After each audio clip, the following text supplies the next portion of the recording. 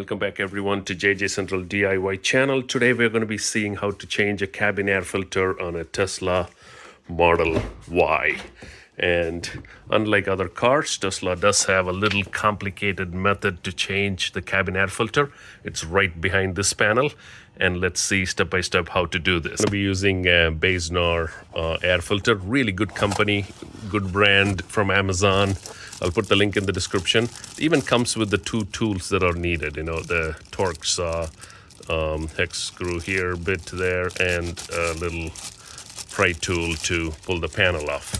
And then you have instructions, which you can see this video if you can't read, and then beautiful looking HEPA filter, which is even better than the standard Tesla filters. So let's see how we can put this in. All right, step one, let's pull the carpet out. It's a good time for you to clean this area. You see these 4 clips? 1, 2, 3, and 4 over here. We could use the same tool that came with the filter to basically pry it a little bit with a screwdriver or something, and then use this tool to pull that out. Once the neck is out, you basically pull that whole pin out. Do the same for each pin, and it should be a fairly easy process. One thing, remember, it has 2 wires attached to it, so don't pull it all the way down. Just a little bit. There's 2 clips, a little bit of clip here, so if you pull it gently, it'll come down. See, right there. So the wires need to be intact.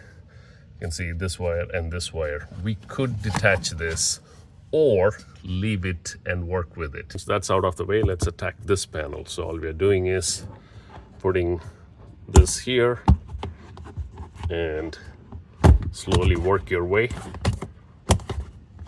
a little at a time.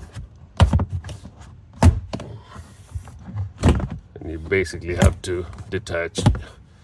Once you get that, put your hand in and then pull from the inside. That kind of makes it easy to snap this one long one from out of there. If not, it may break. All right, so that is out. Let's take it out of here. Now we can see the inner workings of the HVAC system, you know, all the ducts and the wiring harness and everything. One thing to inspect is to actually go in there and see if you have any debris lying around, because even if there's like little you know, French fries or something lying around, it'll rattle, and this is all metal. So make sure you vacuum this area out. Mine is pretty clean, so I don't have to do anything, but it's a good idea to clean it thoroughly so there's no rattle, and shake these things, you know, see if there's any loose things around, if that could rattle. If so, you could put a twist tie or something to hold it in place, you know, and make sure that there's no rattle in this area. Just a quick tip, that's all. Who knows, you may find a mouse nest in there as well, and I've seen that happen too. So better to inspect everywhere you can visually see inside there. Okay, moving on to the next step. The actual air filter housing is this, the one that's way further out here from top to bottom, right? And it's attached by this one screw that is at the very end. So you're basically gonna slowly turn this, and that is a T15. If you have a T15 Torx, it'll be a lot faster to do. I'm just using the tool that came with the filter for people who don't have access to other tools. So it's doable with the tool that came in, see? So the lid just drops, or you just pull it and it'll come right off. All right, here comes the fun part. Here is the filter. As you notice, there is 1 tab and 2 tab. So there's 2 filters actually. There's one here and one actually, this is the underneath filter, and there's the top filter. So you have to remove the top filter first, which means you have to wiggle it a little bit and pull that out. Be careful on this side so that you don't damage any of these computer parts.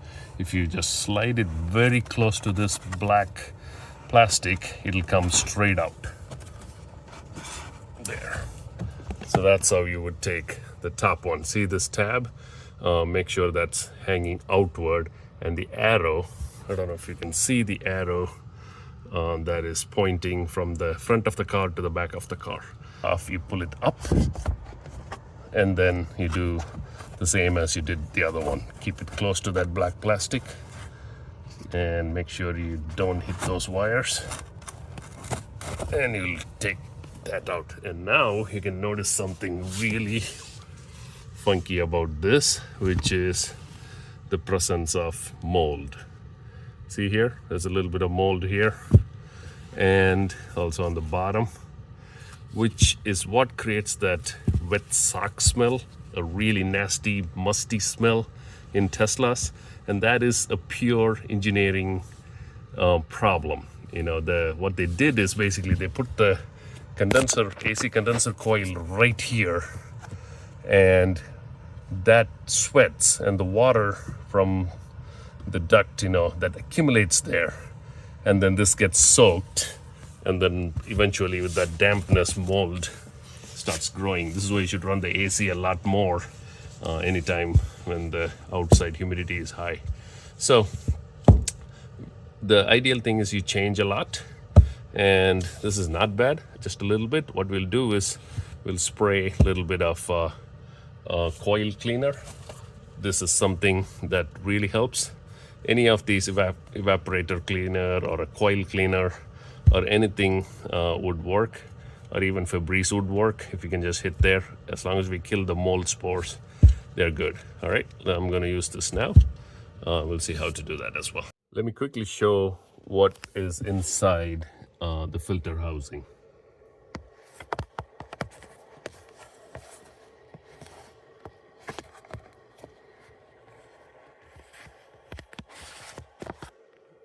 And as you can see, that is the evaporator coil that is present to this side, and the air channel is on the other side. So that's what we're going to clean. We're going to basically use a evaporator coil foam to basically spray in there.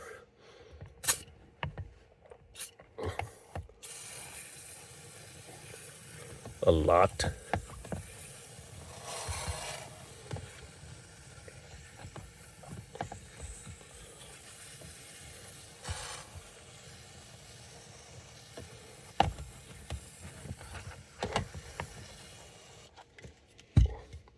And let it rest for at least 15 minutes before we put in the filter. We run the air after that, and then we put in the filter. All right, we're going to put the new filter. Look at this beautiful filter with charcoal in it and HEPA filtration on one side and sponge to make sure no air leaks. My only concern is the sponge shouldn't be absorbing more moisture like the other paper filters. All right, this says air inlet on this side, which means the filter should go like that.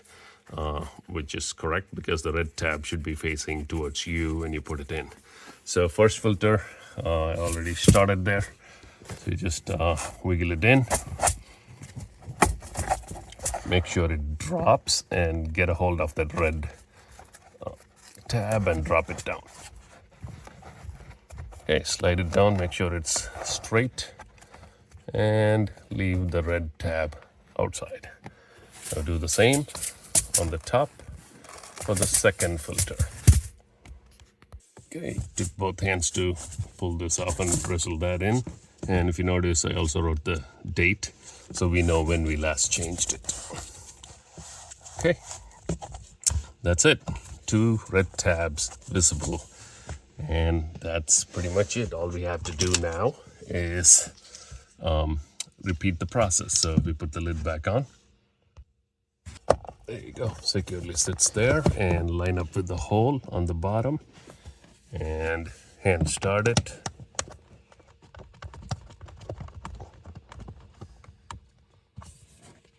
And I'm going to speed up the process with the T15 bit.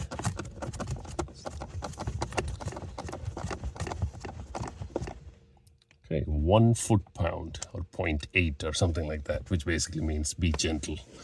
All right, and that is pretty much it. Now we just put back all the other panels we took off and line up this guy with this hole to get started, and you will actually be placing that pretty easily. Okay, it pretty much only goes one way, so just gently push it in place, and then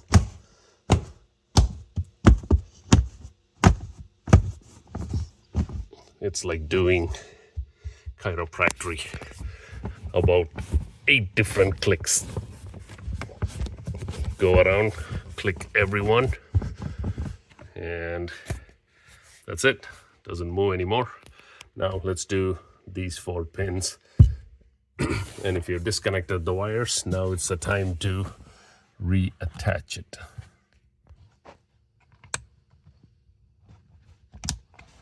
Yeah, this light wire is pretty easy. Just press and pull. The speaker wire, however, you need to put a little pin in the hole to pull that out. So either way, do that, and this is ready to go back up. The way you do this is there is a center tab, if you notice right there, right here. Just line them up, and then this side should click right here. Same on the other side. This side should also click. Once they all click, they should be in place even without any clips. And we just put the 4 clips back on. Okay, the way you do that is you pull the pin all the way back, and then you put the top portion in first, and then you press the pin to close it. Same thing here. Pull the pin back, push the first portion, and then close it. That's it. All the rest is done. That is how you would change a cabin air filter on a Model Y that is before 2025. So every model before 2025, this is how you would change it. However, there is also another big filter inside the hood, and I'll also show you how to change that in the next video. So keep an eye out for that, and hope you like this video. Please subscribe. There's lots of Tesla content in my channel. Check that out, and you would be happy that you found this channel. All right, hit the like, subscribe, whatever you want to do, and I'll see you in the next video. Check out my other stuff as well. See ya.